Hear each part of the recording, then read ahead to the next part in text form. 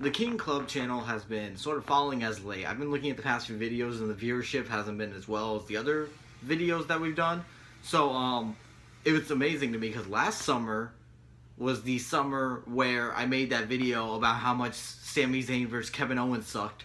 And that was really, like, the spark on this channel that made it so, like, appealing to people. It's not like it drove us to, like, a revolutionary. We got 4,000 views. But we went from 50 views to 500 plus views. So, like, I found that somewhat of a success. And I'm still trying to build the channel up in a collective effort. I guess the Broken King is still also trying to build the channel up. Whenever he decides to show up, he shows up as much as John Cena does. So what do you want from him? But a great man once said, controversy creates cash. And that is exactly why, on this wonderful Extreme Rules video today, I'm going to talk to you all about how much Samoa Joe sucks. But we'll get to that very shortly. We got the whole show to go through. Extreme Rules 2017. It was the worst pay-per-view I've had to ever sit through in my life. And I know I say that about every single pay-per-view, but I feel like this just gets worse and worse. It's a snowball, and it keeps tumbling down the hill. As the ratings fall, the viewership falls, people don't care anymore. And these indie jobbers are taking over, and it's gay. The opening contest was Kalisto versus fucking Apollo Crews on the pre-show. And you have to look at this, and the sad part of it is that this match is the only match on the whole card with an actual story. Titus O'Neil is trying to build up Apollo Crews for his Titus brand. So he's lecturing him, and Kalisto doesn't like this for some reason, so he's got to fight off against fucking Titus O'Neil and Apollo Crews. Probably because Apollo Crews and Kalisto used to be friends. I don't know. That's the story they're presenting on TV. In reality, if you pay attention, what it is Titus O'Neil trying to fight back against the white people. Which in itself is an amazing storyline. Titus O'Neil literally a couple weeks ago on the show saw Apollo Crews talking to some white people, and he came up and said, "Man, you're talking to the enemy." Titus O'Neil should be world fucking champion. I don't know why they don't use that guy better. He needs to be used better. So this match was very boring. Nobody cared about it, but at least it had a story. And Kalisto won. Because apparently the story's not going to continue and Titus is going to turn on Crews and then nobody's going to care because that's what they got to do. They got to kill everything potential. Then the opening contest was The Miz and Dean Ambrose for the prestigious Intercontinental Championship there. I don't care if you're the biggest Miz fan in the world. I don't care if you're the biggest Dean Ambrose fan in the world. There's no way you sat through this and you enjoyed it. It's the same fucking match they do every single week. They do Dean Ambrose and The Miz every week. They wrestle the same exact way. There's no excitement. There's no reason to care. You all knew Miz was going to win because, oh, I'm making the belt prestigious again. You didn't make the belt prestigious to begin with. You had a 4-month feud with Dolph Ziggler. That doesn't make you prestigious. And to all you fucking AJ Styles fanboys out there, I just heard Dolph Ziggler pinned him on SmackDown Live. And you all are trying to start this shit. Oh, it was a botched finish. I watched the finish 3 times. It was not botched. The finish was not botched at all. Ziggler took Styles' leg off the rope and pinned him. There's no fucking botchedness here. And even if it was botched and Styles' leg was supposed to be on the rope, he still would have lost to Dolph Ziggler regardless. The botch ending did not change the outcome of the match. They planned for Dolph to win. That's how much your homeboy sucks. So, Miz is champion again, back to the pay-per-view. Miz champ again. Who the fuck cares? This was some Vince Russo booking too. It was fucking Maurice. It took them 20 minutes to decide, Maurice, slap me. Because that apparently, going into the match, was not like an idea they had. They had to wait 25 minutes after rolling around the ring for no reason to finally decide, slap me. And then the ref was like, no! And then he kicked Maurice out. And then Miz shoved Dean Ambrose into the referee, and the ref was like, I'm going to disqualify you. I felt like I was watching Sesame Street. He was like, I'm going to do it. And the announcer was like, oh, come on, John. No, don't do that. No, Dean did nothing wrong. That fucking... Dean Ambrose is like the kid who gets fucking bullied in school, but the fucking principal always blames him for the shit. That's what this was. It was so gay. Miz won the championship. 7-time Intercontinental Champion. Who the fuck cares? I don't. You shouldn't either. There's no reason to care. If you think Miz is gonna make the belt prestigious again, you're fucking living in some fantasy world. Second match on the card was Sasha Banks and Rich Swann versus Alicia Fox and Noam Dar. This happened on a pay-per-view. Why? I can't tell you why. I can't tell you that nobody cared. There was no reason to care. And they are actually moving forward with Sasha Banks and Rich Swann actually being an object on the show. So that should tell you how terrible this is going to get. Third match in was the candlestick on a pole match between Bayley and Alexa Bliss. The only positive about this is that it went for 5 minutes. And I see people complaining about this already. The woman didn't get a chance to shine. They didn't deserve a chance to shine. Did you see the Monday Night Raw promo? Have you seen everything building up to this? This woman's revolution shit's gay. Please stop it. Nobody fucking cares.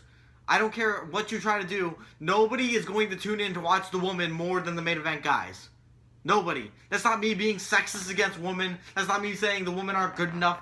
It's just the way it is. It's like the Cruiserweights. Nobody's going to tune in to see the Cruiserweight Classic. Nobody's going to tune in to see the UK Classic. They're going to tune in to see Raw or SmackDown. That's just how it works.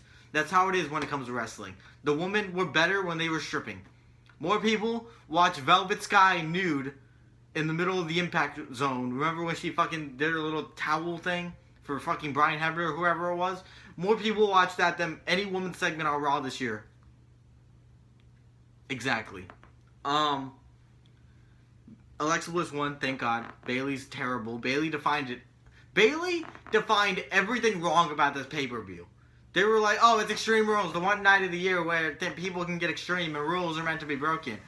You don't know what's going to happen. There's no vein in anybody's heart tonight. There ain't no stopping us. Here comes Bayley. She likes to have fun. One night stand used to exemplify what Extreme Rules was. Undertaker fought Edge in a TLC match. You had a stretcher match between Batista and Shawn Michaels.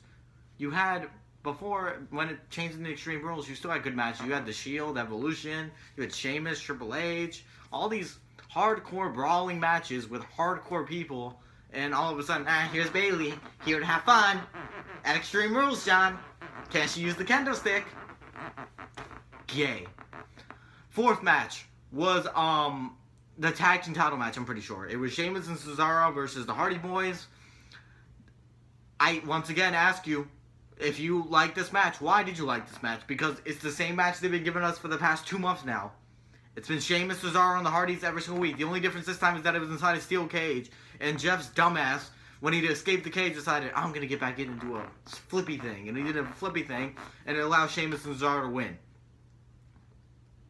So Sheamus and Cesaro are the champions now.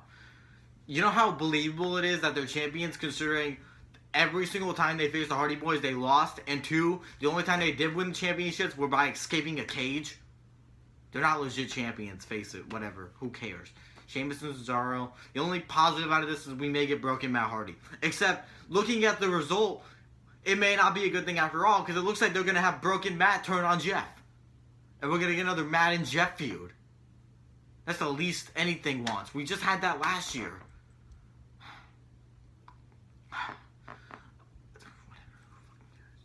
Fifth match, Cruiserweight match, Austin Aries and Neville. I could only laugh because nobody cared. They literally did this match for 30 minutes too, thinking, well, if we put on a long and exciting match, maybe people will care. But no, nobody cares about the Cruiserweights. Nobody cares about Aries. Nobody cares about Neville. This was a piss break match for 30 minutes and nobody gave a shit. Neville won. Cool. Who cares? If you watch this, you have no life. And then the main event. It was the Fatal 5-way match to determine the new number 1 contender for WWE Universal Champion Brock Lesnar at the Balls of Fire, Great Balls of Fire pay-per-view event, only on the WWE Network. Finn Gaylord, the Fat Potato Man, Samoa Joe, Mr. Scary, Bray Wyatt, Seth freaking Rollins and the big dog in a 5-way. And I already see people, oh, this was such a good match. What was good about it? It was the same guys you've seen main eventing Raw for the past couple weeks now, and now they're just fighting in one whole match. The coolest thing about the whole match is Seth Rollins did a frog splash through Bray Wyatt through the table. That was the coolest thing. Everything else you've seen on pay-per-view before, you've seen it on Raw before, you've seen it countless other times before. It doesn't make it more epic the 6th time you see it. It's the same shit with different people. Finn Balor was not a credible challenger. I see people saying that Finn Balor proved he's a credible challenger tonight. How? He got beat down by Samoa Joe and Bray Wyatt for 50 minutes.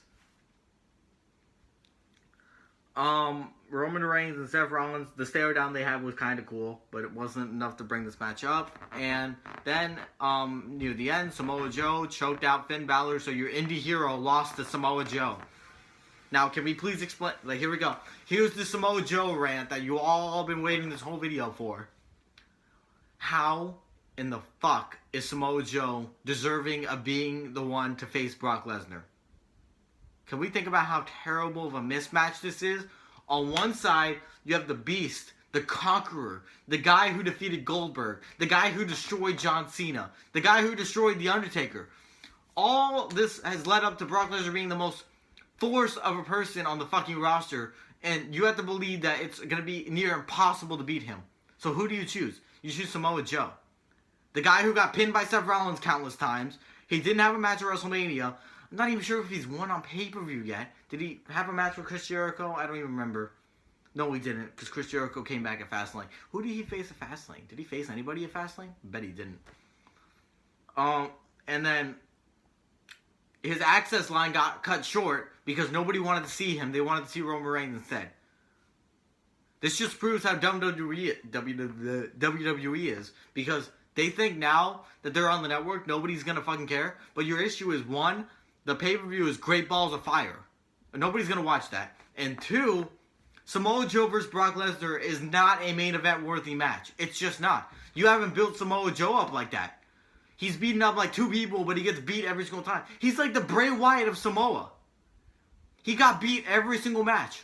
I don't think he's won a match on pay-per-view until this exact match. And now he's the #1 contender? We're supposed to take that seriously? Ooh, look at me. Not to mention he's a giant fat potato. Brock Lesnar's going to go in there and just eat the guy. He's going to eat him for fucking lunch. I think they're only doing this, and I pray to God they're doing it, because I see people already, they're going to have a competitive UFC-style matchup. I pray to God they're only doing this to make Brock Lesnar look stronger, and he's going to fucking destroy the fuck out of Samoa Joe. If that's not the case, then I'm not interested in this. Because even if you are semi-interested, you know Brock Lesnar's winning anyway. There's no way Samoa Joe's going to become Universal Champion by defeating Brock Lesnar. That would kill The Undertaker, that would kill Goldberg, that would kill John Cena, kill everybody. They don't want to make him below Samoa Joe. So, that's not going to happen. Samoa Joe's not going to win at the Great Balls of Fire pay-per-view event. So, even if you are excited for the match, there's no reason to be, because you already know who's going to win. You know there's going to be no build-up other than Samoa Joe coming out, I'm going to beat Brock Lesnar. And Brock Lesnar's going to, laugh at him through a TV screen. There's no reason to care. There's absolutely no reason. And I don't want to see anybody, I see people already, this is going to bring the Raw ratings back up. No, you know what's going to bring the Raw ratings back up? Brock Lesnar coming back. Because Brock Lesnar is the name people actually want to see. People don't want to see Samoa Joe. Brock Lesnar's not on Raw tonight, right? So, I expect less people to watch Raw tonight, and then next week, I don't expect anybody to watch, and then when Brock Lesnar comes back, people will watch, and then people are going to be like, Samoa Joe's doing it! Samoa Joe's doing it! No, it's not Samoa Joe doing it, it's Brock Lesnar doing it. Samoa Joe, nobody wanted to meet him at WrestleMania Access! WrestleMania fucking Access. There are 1,000 fuckers there. Do you know how lame Samoa Joe has to be for him to have his line cut short? Because people wanted to meet Roman Reigns instead? Oh, but people don't like Roman. Yeah, well, face the facts, bitch. They wanted to meet him more than they wanted to meet Samoa Joe. So Extreme Rules was terrible. It was a waste of time. Don't go out of your way to watch it. Don't listen to anybody say it was an okay pay-per-view or a good pay-per-view. It was none of that. It was terrible. It was boring. Fuck this company. Fuck TNA. Fuck Ring of Honor. Fuck Indies. Fuck NGPW. Fuck the July 1st special. Fuck everything. Including my pussy.